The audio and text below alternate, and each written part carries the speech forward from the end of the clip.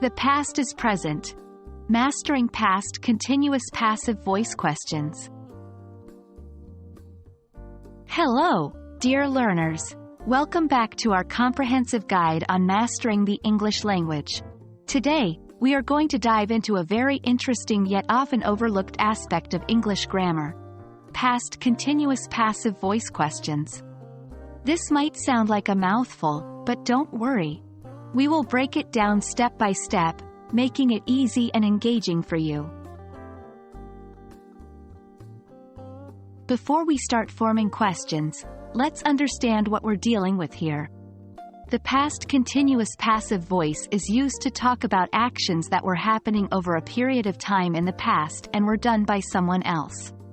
Here's an example. The cake was being made by John. In this example, the cake is the subject, was being made is the verb in the past continuous passive voice, and by John tells us who was performing the action.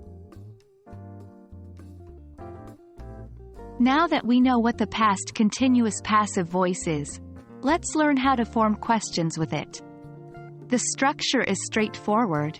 Was, were plus subject plus being plus past participle of main verb plus. For instance, if you have the sentence, "The cake was being made by John," the question would be, was the cake being made by John? The auxiliary verb, was, shifts to the beginning of the sentence, while the rest of the structure remains the same. To really understand and grasp this, let's see some more examples. 1. The song was being sung by her. Transforms into, was the song being sung by her? 2. The house was being painted by them. Turns into, was the house being painted by them? 3. The lessons were being prepared by the teacher. Becomes, were the lessons being prepared by the teacher? In all these cases, the focus is not on who was doing the action, but rather the action that was being done. And that wraps up our brief but comprehensive guide to forming past continuous passive voice questions in English.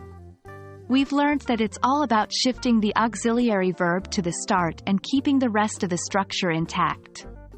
Practice is key in mastering this, so keep trying to form questions on your own. Remember, every challenge you overcome is a step closer to fluency in English. Until next time, keep learning, keep growing.